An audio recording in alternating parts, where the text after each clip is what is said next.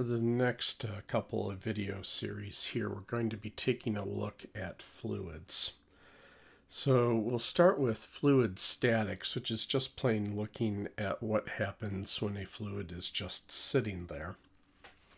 But to start, we need to define what a fluid is. A fluid is something that, under the influence of external forces, can flow to assume the shape of its container. So it doesn't have to fill the container, so gases and liquids are both examples of fluids. And this definition of fluid can be even maybe a little broader than you might think.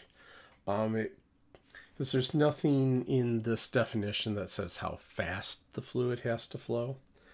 So, for instance, certain kinds of plastics are considered fluids. A good example is the silly putty.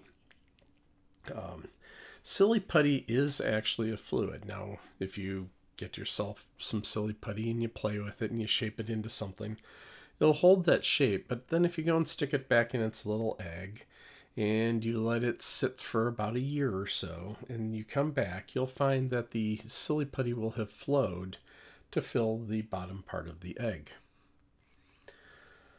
Another example would be the Earth's asthenosphere, which is a layer just under the Earth's crust. It's very, very plasticky. It flows very slowly, but it does flow. And so if you're to wait long enough, it would fill the shape of its container, or assume the shape of its container. Another example of a fluid would be a plasma, for instance, the state of matter that's found in our sun. Their containers get a little tricky. You have to use things like magnetic bottles to contain them. But if you use magnetic bottles, which is just cleverly arranged magnetic fields, you can indeed get it to assume the shape of its container. All right, now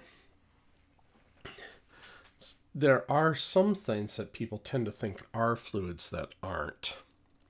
And probably the single biggest example of that would be a glass. Glasses are actually solid, but they differ from conventional solids in that a conventional solid usually exhibits what's called long-range order. So that is, if you look at a little chunk of the solid at a molecular level in one part of the solid, and then you go to a totally different part of the solid and you look at the molecular level, you'll see that the arrangement is basically the same. That's not true for glasses. For glasses, it's true in the immediate neighborhood of wherever you look. If you look nearby, it looks pretty much the same. But if you go far away, the arrangement of molecules will be very different. But it's still a solid, and it won't flow no matter how long you wait. There's a lot of misconception about that, and that has to do with people looking at glass windows from houses that were built in, say, the 19th century. There, what's really at issue, and the reason that they point this out is they say if you look at the windows in houses of that era, and usually what you have is lots of small pieces of glass held together by strips of wood to make a larger opening to look through. If you look at each of these small pieces of glass, you'll typically see that the bottom of the piece of glass is fatter than the top. And people point to that as evidence that the glass is flowing, but it's just taking a very long time. But that's actually incorrect. It turns out it was like that to begin with. It turns out that it's very hard to make a uniform flat sheet of glass, and that's really something that we've only gotten good at as humanity in the 20th century. And so if you go and look at these pieces of glass from earlier, part of the reason why they were small was you couldn't make them big, and there were definitely variations. So when you would cut the pieces of glass to make the little panes, typically one end of it would be thicker than another. And if you're going to put those pieces of glass into the window, it's just natural to put the fatter end down because that felt more stable when you grabbed it and put it in. But you can look around and you can find examples of workers who put them in the other way, and you see the fat end up on the top. That's not saying that the glass is somehow magically flowing upward. It was put in that way. So a lot of what we're seeing is a combination of not as good quality control as we're capable of today, combined with just what naturally feels good. But it is actually the case that a glass is an example of a solid. It doesn't flow no matter how long you wait.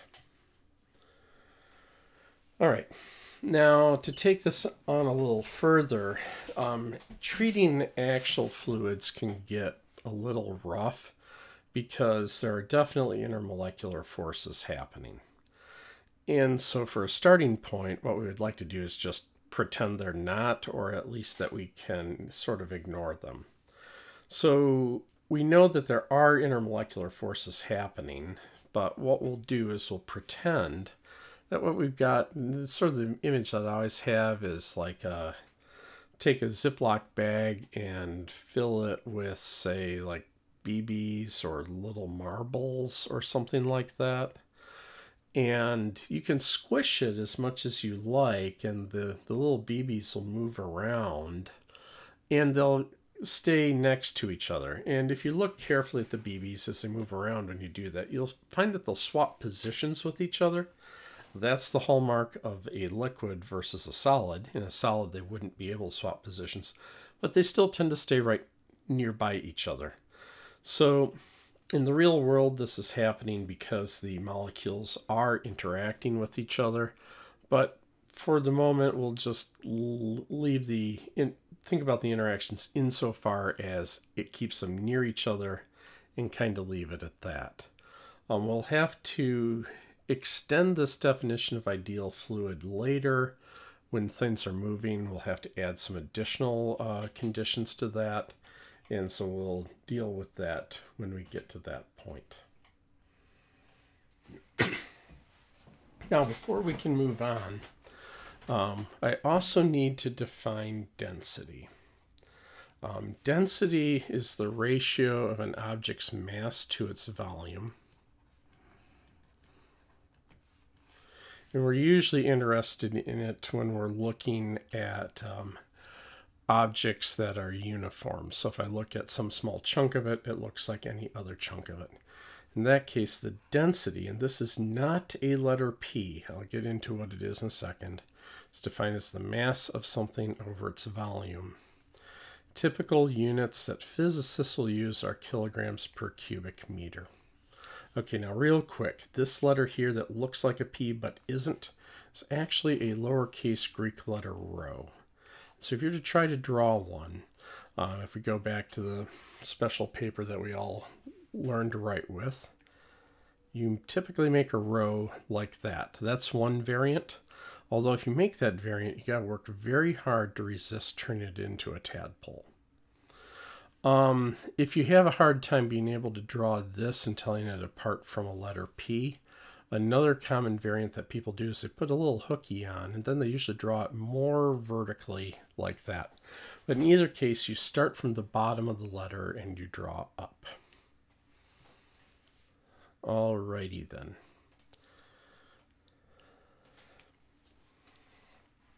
So in physics, typical units are going to be mass will be kilograms, volume is typically cubic meters.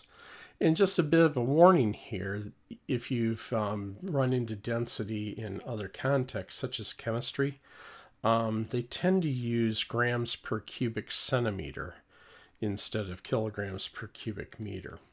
So what this means is that, say, the density of water turns out to be, if it's fresh water, is basically 1,000 kilograms per cubic meter. In fact, this was the earliest definition of the kilogram was based on this. Actually, it's the definition of the gram. So originally the gram was defined as the mass of a cubic centimeter of water. So the density is 1 gram per cubic centimeter. And that was the initial definition. Very quickly, that definition shifted to a definition to the immediately previous definition, which was the mass of a certain blob of metal kept in France, and was only recently superseded by the the current definition done in early 2019 of setting the Planck constant to an exact value. So the blob of metal was one of the longest running continuously used definitions. Why did they switch to that blob of metal? Because the goal was to have something that was lab reproducible and water's available everywhere, right? Turns out water's a royal pain to work with. First off, its density fluctuates quite a bit, and it's at its densest at 3.5 degrees C. So they figured that out pretty quick and said, okay, at 3.5 degrees C. That resolved that. But the other thing is that if there were ever to be, the closest thing we'll probably ever find to a universal solvent is water. Water just dissolves and holds things really well. And it turns out it's really hard to make pure water. And that wound up being the actual great technical hurdle, was just the extreme difficulty of making pure water. So the blob of metal in France definition was made to get as close to this ideal density as possible, and only recently superseded by making the Planck constant an exact number. So physicists, though, instead of working in centimeters, grams, and seconds, are called CGS units. We tend to work in kilograms, meters, and seconds, which are called MKS units.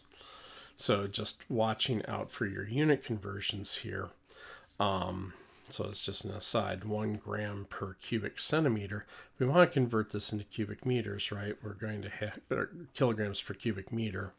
First thing we have to do is we'll go ahead and convert the kilograms, the grams into kilograms, so we can multiply by 1 kilogram over 1,000 grams. That's good. Now here's the tricky bit, is to remember that for each, that there are 3 powers of centimeter here, and each of them needs to be individually converted into cubic meters. So 100 centimeters over a meter, that takes care of 1 power. Then I need another 100 centimeters per meter. That takes care of the second power. I need another 100 centimeters per meter. That takes care of the third power. So finally, 1, 2, 3 to cancel all of those. And then this cancels nicely, and I am indeed left with kilograms per cubic meter. So what we got? We got 1, 2, 3, 4, 5, 6 zeros on top, 3 zeros on the bottom. So sure enough, I'm left with 1,000 kilograms per cubic meter. So if you've encountered densities in, say, chemistry or some other context where grams per cubic centimeter are used, the real fast way to convert to kilograms per cubic meter is just to times everything by 1,000. Okay, so we've already in a previous video introduced pressure, but just for a quick review, pressure, wow, what is going on with that? There we go. Pressure is defined as the force being exerted on some area over that area. And it's a scalar, it's not a vector. You can make a little pressure gauge. In fact, this is the basis of many pressure gauges, by just having a little piston with a spring in it. The spring will exert a known force. The more it compresses, the greater the force, right? And so the pressure will be the force exerted by the spring over the area of the little piston head. The manufacturer knows what that area is. They know what the spring constant of the spring is. And so they just calibrate. They have a little follower that follows the piston, moves a little gauge around, and you can read the number. There are other designs, but that's one. And if you stick it in a fluid, it turns out it doesn't matter which, so these are supposed to be molecules of the fluid. It turns out it doesn't matter which way you point it. You could point this thing any which way, and it will always read the same value. So again, just by way of review from before, the units of pressure that are used in SI are the Pascal, which is 1 Newton per square meter. This turns out to be a rather small unit of pressure, so atmospheric pressure by means of comparison. Atmospheric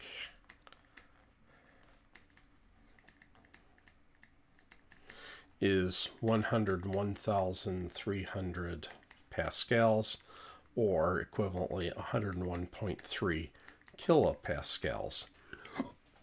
And I already sang once, but I'll go ahead and do it again. You can remember that as the ident for some hypothetical radio station on the west coast of the United States. 101.3 kPa.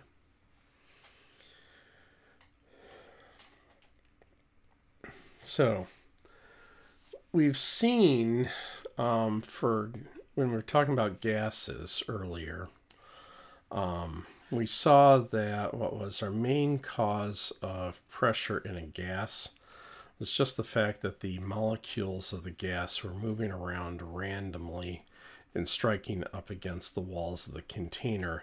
And these collisions were exerting our forces. There is a slight gradient. Because of gravity, there will be slightly more gas molecules at the bottom, and the pressure will be a little higher. It'll be a little lower up here. But if it's a gas, unless you're talking like, say, a room or something like that, where you can definitely measure it, it's usually not a big deal. This is different from a liquid, and so we'll be mostly thinking about liquids here at first. Although I will mention, again, gases just briefly before we get there. So with the liquid, I've got my water line here. If I look at some small slab of liquid here, it has to support the weight of all of the fluid above it. So you've got all the fluid above it pushing down on it. You've got all the fluid below it pushing up on it. So the fluid, because the fluid itself has some weight, the fluid underneath is going to have to push up harder than the fluid up above. And if we're, say, looking at a cube of fluid, then the areas involved would be the same. So that means the pressure down here would have to be greater than up here. So as we descend in the fluid, the pressure is going to increase, and we will make that quantitative shortly.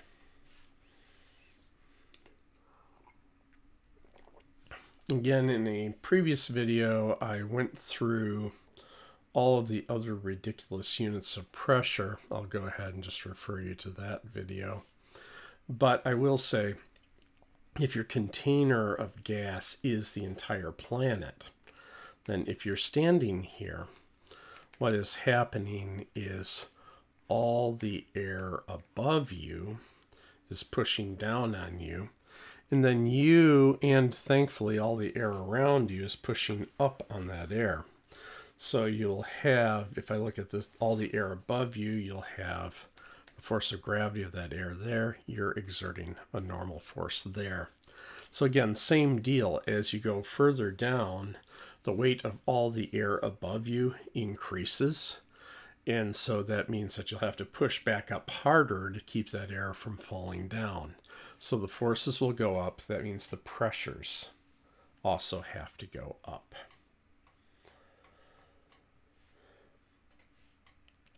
All right, so with that, let's go ahead and turn our attention over to liquids for the moment.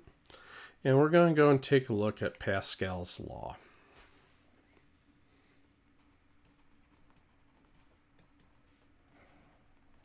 Yes, the same Pascal as in Pascal's triangle, although he was by no means the first person to come across that. His is just the most recent name to have been attached to it.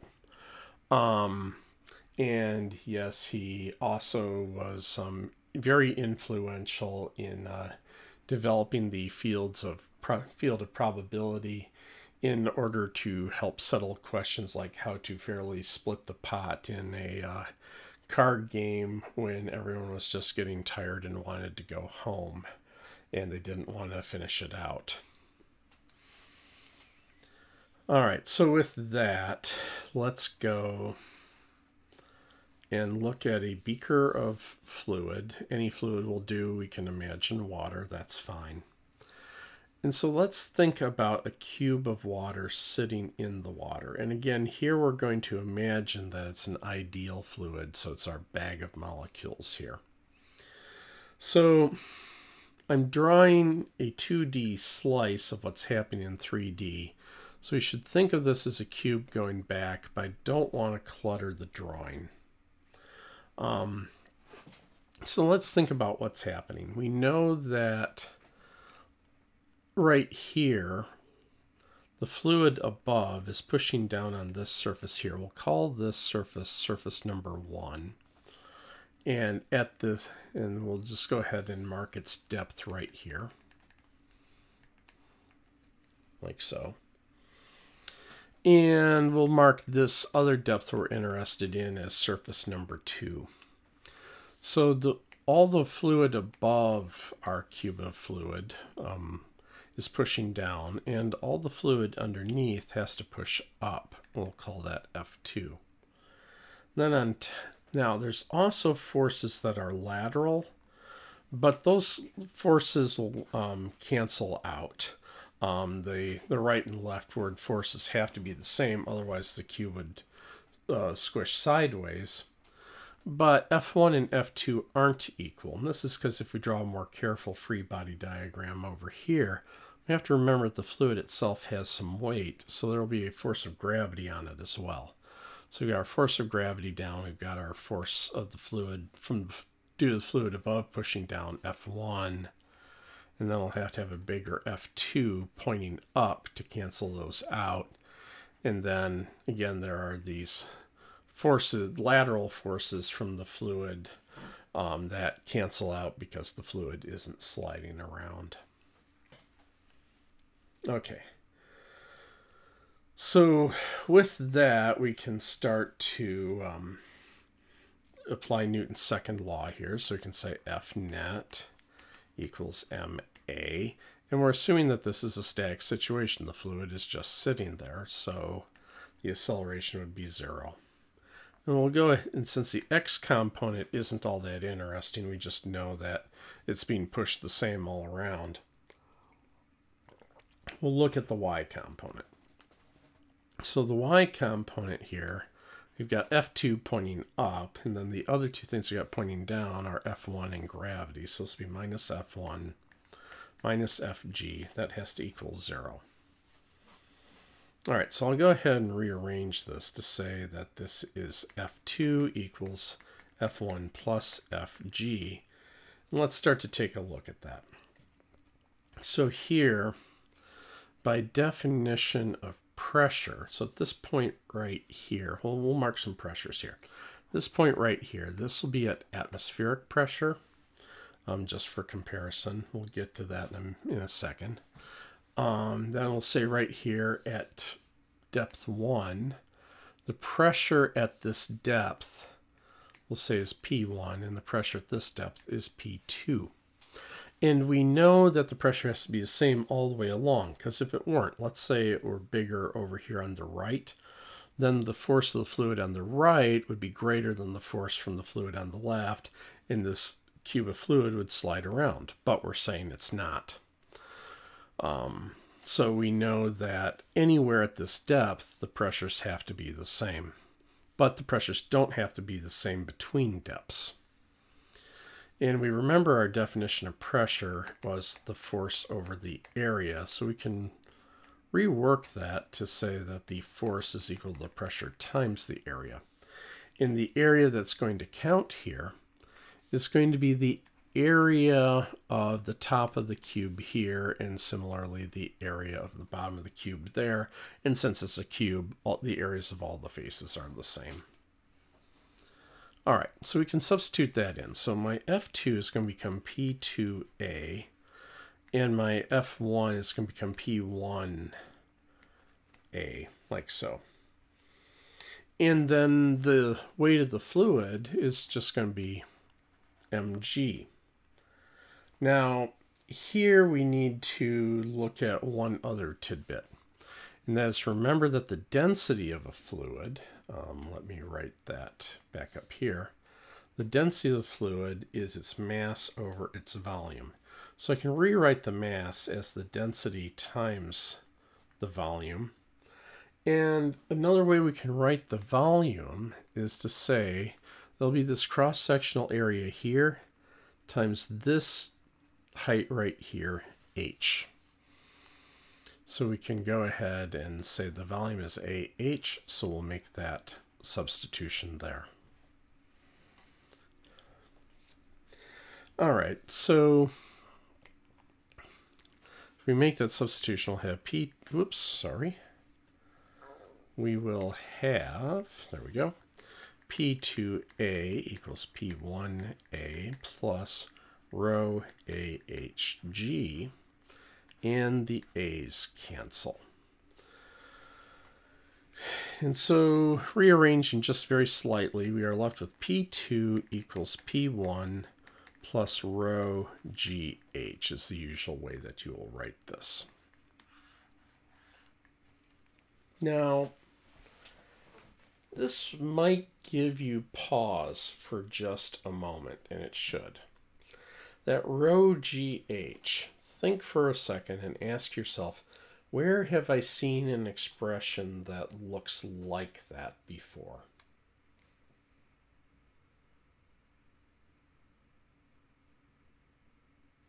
Okay, I'm hoping that you decided that you have seen that before, in that if this were an M instead of a rho, you'd say, hey, this is the potential energy. But this is M over the volume here. So this can absolutely be written as the gravitational potential energy of the fluid up at height 1, up at location 1, which remember is the upper bit here. This can absolutely be viewed as the gravitational potential energy of the fluid here with respect to this height, this location here, per unit volume. This gets a name. It's called the potential energy density.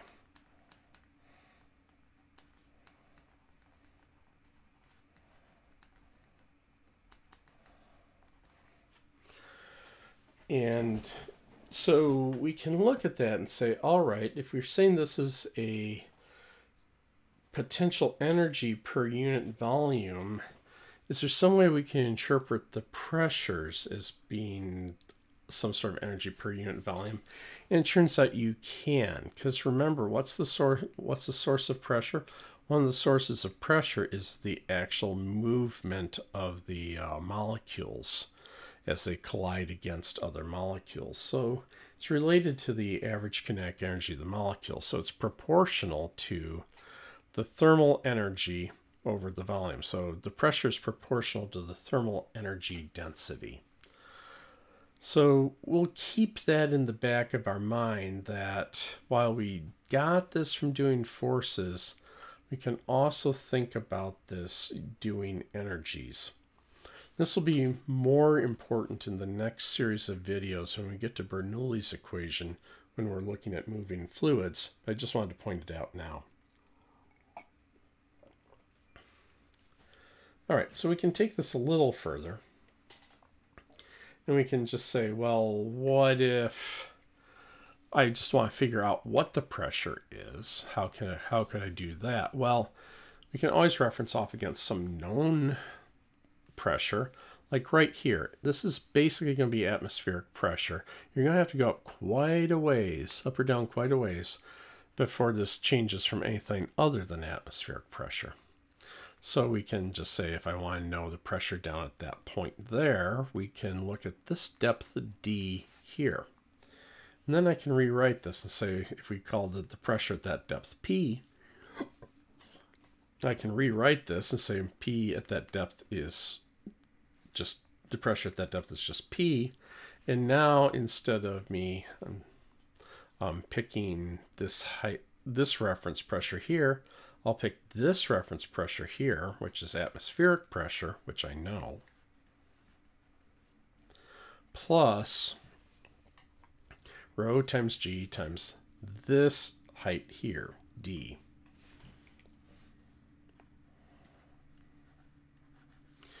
So as long as the density of the fluid doesn't change, and it with depth, and in the real world it does change, but for a lot of fluids, such as water, it doesn't change too quickly. So it's usually still good to approximate it as not changing. What we see is that the pressure just goes up uniformly with depth. So to do a bit of a more concrete example with that, and then to talk about and then to follow up with how long can the longest possible straw be. Let's imagine that you are diving in fresh water. So if you've taken diving classes, you may have learned the dive tables for salt water. They are different for fresh water, and this is because the density of the water is different. So let's say you're snorkeling or diving in fresh water, just so because we know the density there. So I'm going to try to draw some goggles. This isn't going to work out very well. I'm going to try to give you a snorkel as well. Okay, I tried. So one of the things you might be interested in is knowing how deep can you go before the pressure becomes equal to 2 atmospheres instead of 1. Well, we can go ahead and follow through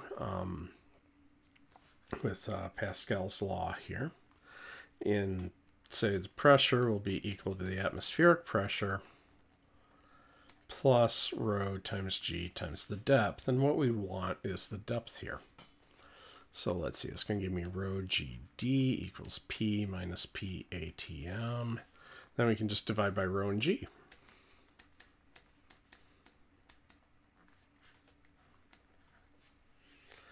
Okay.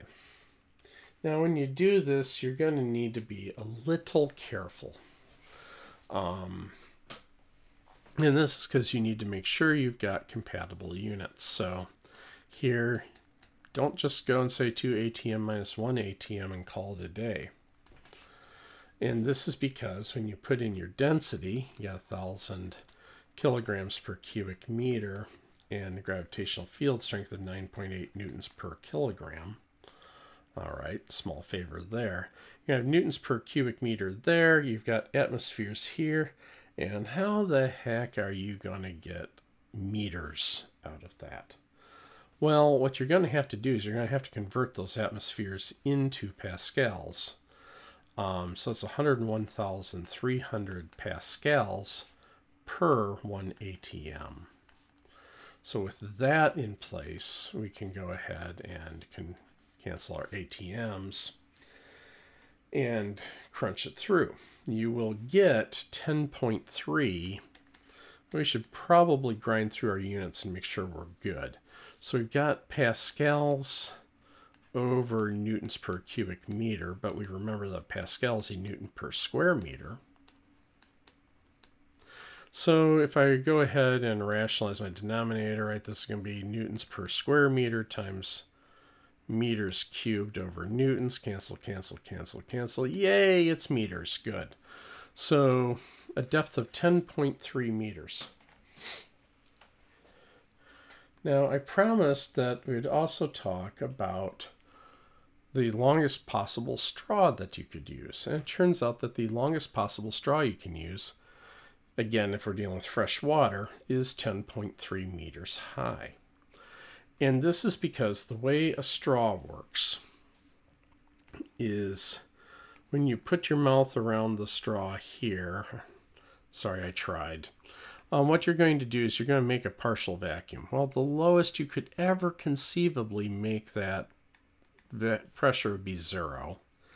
And then the straw is sticking in your beverage or whatever, so the pressure here is going to be 1 atmosphere. So 1 atmosphere minus 0, that's still a difference of 1. Just like here. So that means that this maximum height we can have, so the lowest pressure you could possibly make in your mouth is 0, means that this max height is 10.3 meters. And this is something that people discovered kind of the hard way in the Middle Ages. When wells with, we'll move that over there. When wells with buckets in them started to get replaced with hand pumps. Hand pump works on the same idea. It causes a partial vacuum to be made, but they found that no matter how clever they got in designing the pumps, they could only lift water 10.3 meters. This was a problem in some parts of Europe where the water table was deeper than 10.3 meters. And you can actually find drawings in some settlements where you can see that people dug pits down, say maybe 8 or 9 meters, stuck a pump down there, and then some poor person would have to take a ladder or staircase down, run that pump to fill up a bucket, and then there would be another pump whose pipe ran into that bucket, and their buddy 8 or 9 meters up above would pump it again. And so by tag teaming it, they could lift the water more than 10.3 meters. So what do we do about that today? It turns out that if you have to sink a depth more than 10.3 meters, the line that's going down to bring up the water also has an air pressure line going down. And so it's called a jet. And so what you do is you pressurize the water in the immediate vicinity so as to increase the differential pressure so that you can lift the water more than 10.3 meters.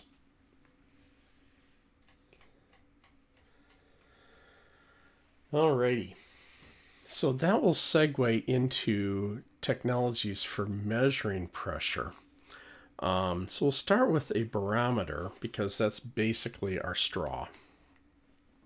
Come on, there we go. So we'll start with a barometer. This is a device that measures what's called absolute pressure, which is the only kind of pressure we've been looking at so far.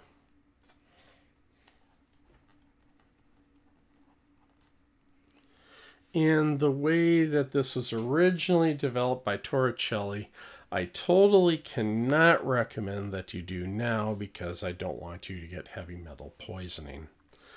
But what Torricelli did was he basically filled a bowl with mercury, and then he filled a very long test tube with mercury.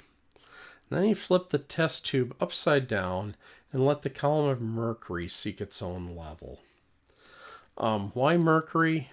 It's because it's a metal that happens to be in the liquid phase at temperatures where humans are actually willing to hang around. And because it's a metal, it's very dense. So instead of 10.3 meters of water to have a pressure difference of 1 atmosphere, it turns out that 760 millimeters of mercury will do the trick. This takes it from being something that you have to build a multi-story contraption for to something that you can fit nicely on a wall. So anyway, when the mercury seeks its own level here, other than a few random mercury atoms that happen to be floating around up here, the pressure here is pretty much 0. And then the pressure you're trying to measure will be the pressure right here at the surface of the mercury. So this is the pressure P2 that we want to find, or we'll just call it P. And then what you do is you measure the height of this column of mercury, D. So starting with Pascal's law here, we'll say P2 equals P1 plus rho G. D, P1 is just 0, P2 is P, so P equals rho GD, where rho here's the density of the mercury. So this is a measure of absolute pressure, what the pressure is right here. Now, other device, a lot of times, so what we don't really care what the absolute pressure is. We care how it differs with the surrounding pressure, which pressure in the surrounding area, which is usually atmospheric pressure. So to that end, there are a whole collection of different devices that can all be classified as manometers. And these measure what we call gauge pressure.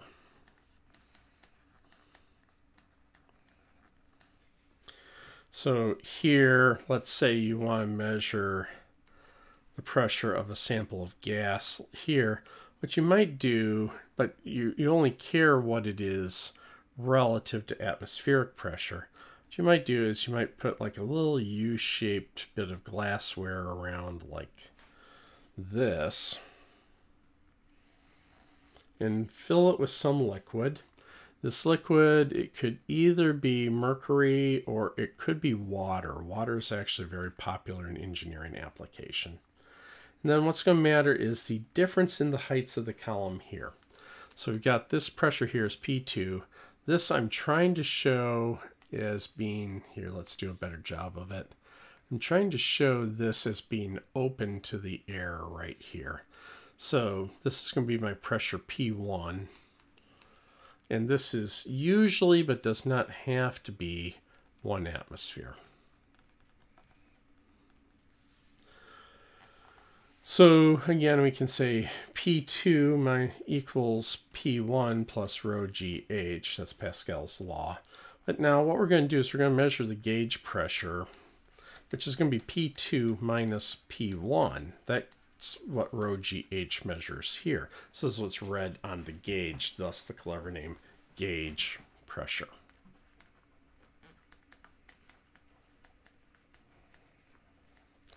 Now, an important thing to keep in straight here is absolute pressure can only ever be a positive number, but it is totally possible for gauge pressure to go negative because it's comparing the pressure between, say, the inside of something and the outside of something.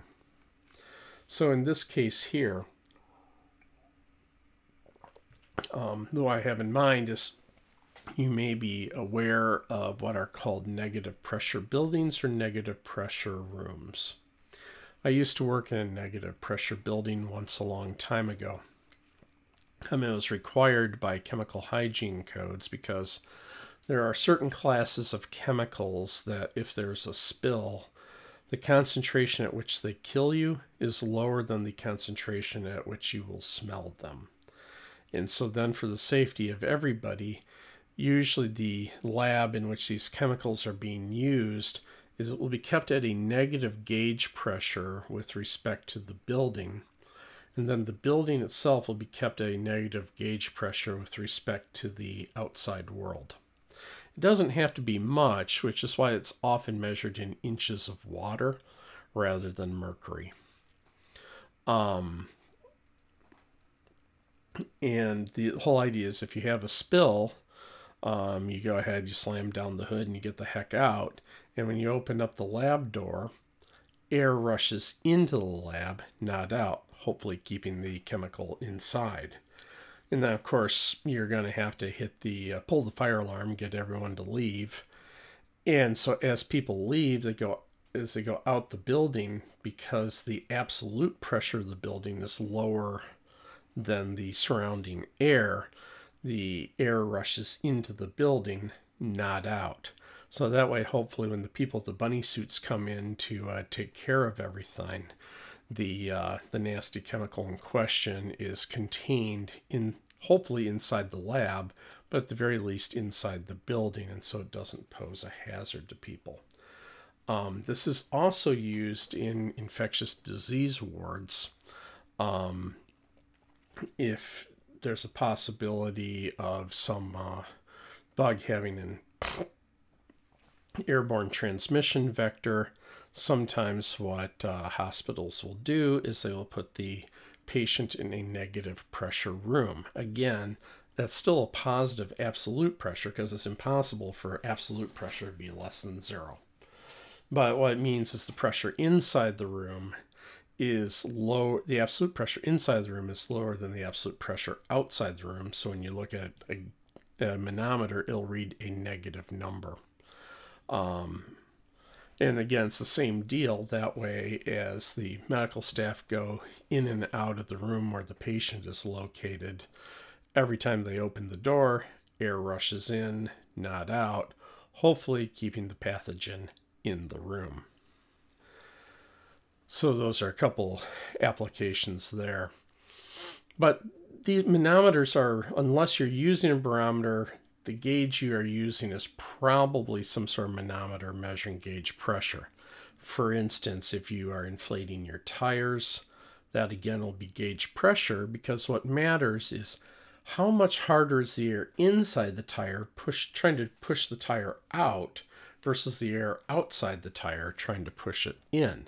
It isn't quite so relevant what the absolute pressure inside the tire is, because you're trying to get a certain specific shape, and that's going to matter more on the difference in pressures. So your tire gauge is a manometer. It's just measuring the difference inside the tire versus outside the tire. So I'll finish this off with one other application. This is a contraption called a hydraulic lift.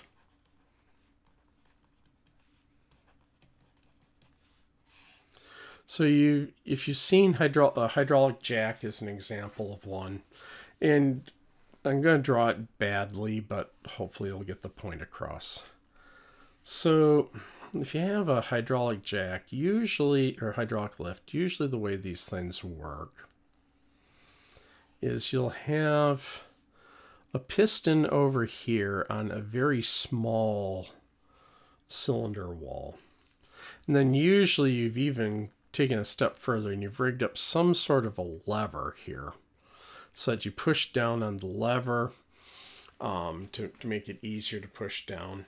And as you push down on the lever, like so, the pressure here is going to go up because you've literally increased the force being applied here and the area is not changing. So the thing is, remember, the pressure has to be the same at every depth. So that means the pressure is going to go up over here as well. But the area here is much bigger. So you could be pushing down here with maybe 100 pounds of force or something like that. And then over here, you could lift the entire side of a car. Very useful if you're trying to do things like change the tires on the car, do a rotation, something like that. Now you might look at that and ask yourself, wait a minute, am I getting something for nothing here? Because you're saying that, you know, the area here is greater, and since the pressure is the same, that means the force this is exerting is greater. And that is absolutely true. Much bigger force over here than over here. But the something for nothing question is a statement about work. So keep in mind that since this is very skinny here, this piston's going to have to move quite a ways to move this guy even a little bit. So usually the idea with a hydraulic jack is you're just trying to barely get the tires to clear off the floor. So you don't have to move this piston very much. You'll have to move that a fair amount. So the work done here and the work done there are the same. Small force, big distance. Big force, small distance. alrighty, in the next series of videos we will be taking a look at what happens when we let fluids move. Catch you over there.